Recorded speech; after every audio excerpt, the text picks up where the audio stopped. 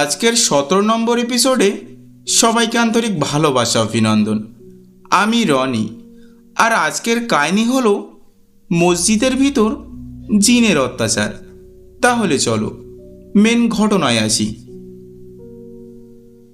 ভারতের প্রত্যন্ত এক গ্রামে এক পুরানো মসজিদ রয়েছে, যার নাম নুরানি জামে মসজিদ।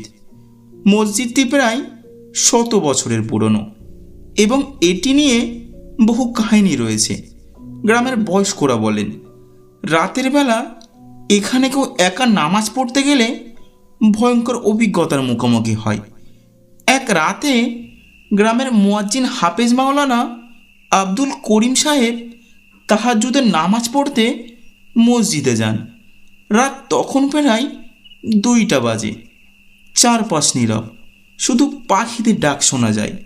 তিনি অজু করে মসজিদে প্রবেশ করলেন, কিন্তু দরজা পার হতেই অনুভব করলেন কেউ একজন তার পিছনে দাঁড়িয়ে আছে। তিনি ধীরে ধীরে পিছনে তাকালেন, কিন্তু কাউকেই দেখতে পেলেন না।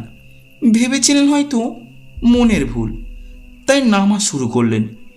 প্রথম রাকাতে যখন সূরা ফাতিহার পরে সূরা ইখলাস পড়ছিলেন, তখনই তার কানে ভেসে এলো অদ্ভুত এক ফিসফিস শব্দ।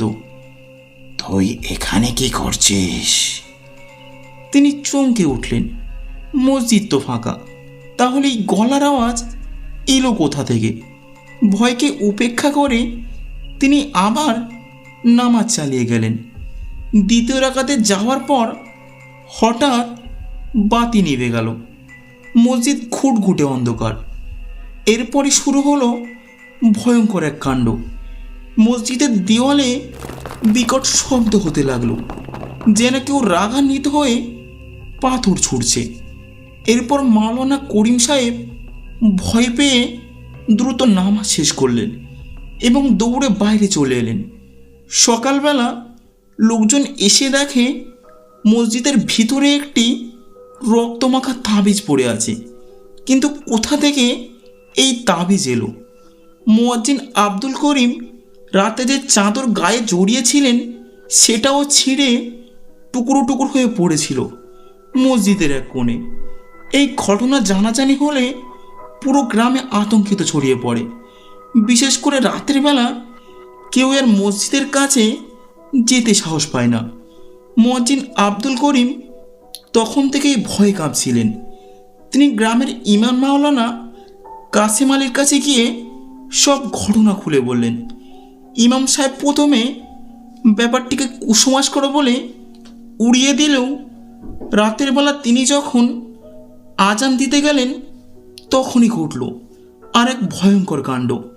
ইমাম কাসেম আলী মসজিদে প্রবেশ করার পরেই অনুভব করলেন আশপাশের বাতাস ভারী হয়ে উঠছে, যেন কেউ তার নিঃশ্বাসের সঙ্গে মিশে গেছে।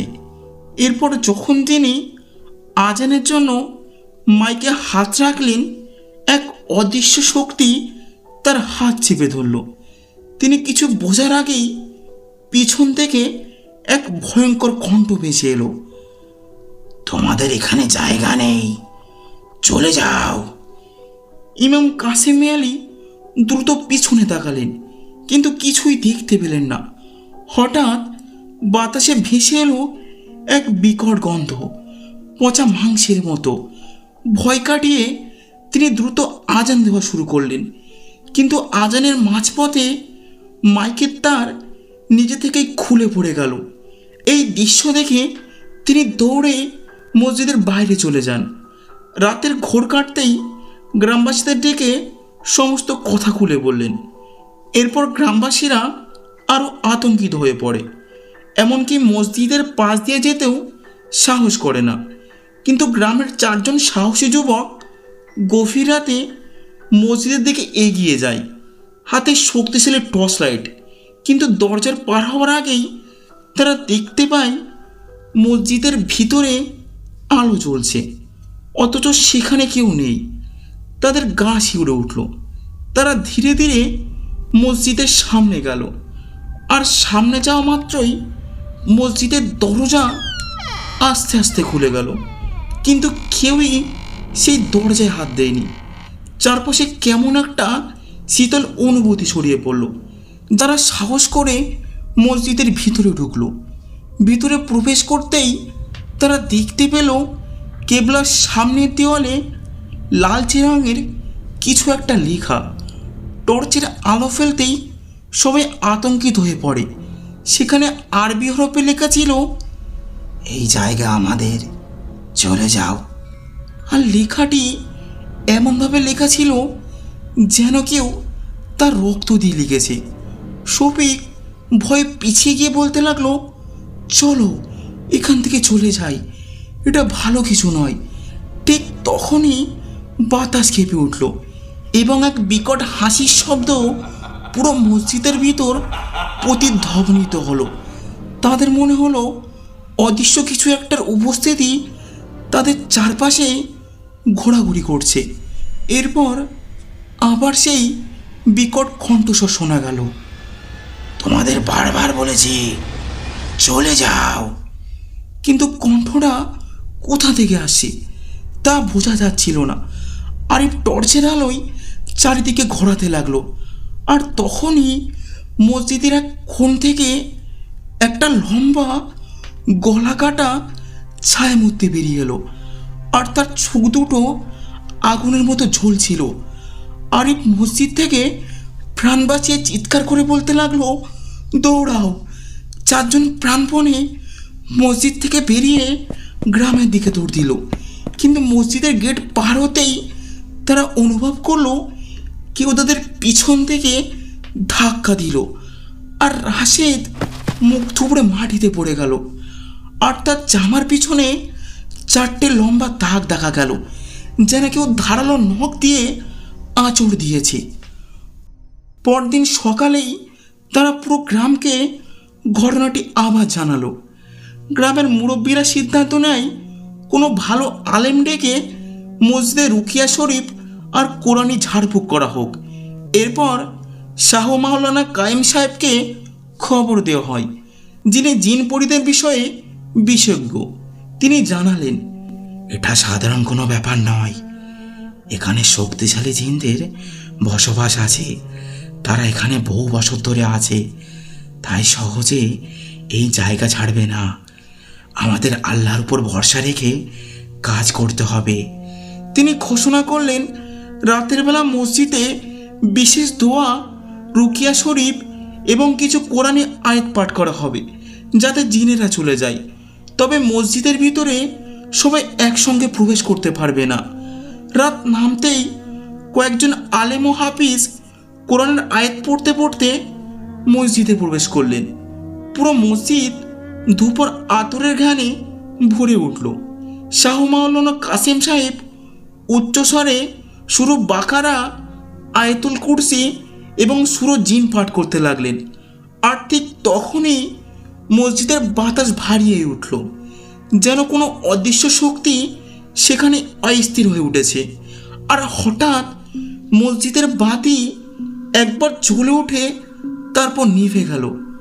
অন্ধকারের মধ্যে হুজুরদের চারপাশে ঘন ঘন শ্বাস ফেলার শব্দ শোনা যেতে লাগলো, যেন কেউ অদৃশ্যভাবে হেঁটে চলেছে। এরপর পিছনের দেয়াল থেকে বিকট এক চিৎকার শোনা গেল, তোমরা চলে যাও, এই জায়গা আমাদের। মসজিদের ভিতরে থাকা সবাই তখনই একসাথে আরো জোরে জোরে কোরআন পড়তে থাকলেন। শাহ মাওলানা কাসেম সাহেব তখন জিনদের উদ্দেশ্যে বলে উঠলেন, তোমরা যদি মুসলিম হও তবে এই মসজিদের মানুষদের ভয় দেখানো বন্ধ করো। যদি অবিশ্বাসী হও তবে আল্লাহর আদেশে এখান থেকে চলে যাও। ঠিক তখনই এক দমকা বাতাস মসজিদের দরজায় ধাক্কা দিল, যেন কেউ জোর করে পালিয়ে গেল। রুকিয়া শেষ হওয়ার পর মসজিদের ভিতর থেকে ভারী প্রবেশ কেটে গেল। সবাই হাত ছেড়ে বাঁচল। পরদিন সকালে মসজিদের দেয়াল পরীক্ষা করে দেখা গেল রক্তের মতো লালচে লেখাগুলো মুছে গেছে। আর রাতের সেই অশরীর কণ্ঠস্বর আর শোনা যায়নি। গ্রামের মানুষরাও স্বস্তির নিঃশ্বাস ফেলল। কিন্তু শাহ মাওলানা কাসেম সাহেব সাবধান করে বললেন, তার হয়তো এখান থেকে চলে গেছে, কিন্তু পুরোপুরি শেষ হয়ে যায়নি। এই মসজিদের নামাজ, কোরআন তেলাওয়াত এবং ইবাদত চালিয়ে যেতে হবে, তাহা না হলে আবার ফিরে আসতে পারে।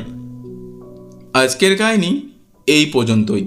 যদি কাহিনী ভালো লাগে তাহলে অবশ্যই লাইক করে কমেন্টে জানান, আর আমাদের চ্যানেলটা সাবস্ক্রাইব করতে মোটেও ভুলবেন না।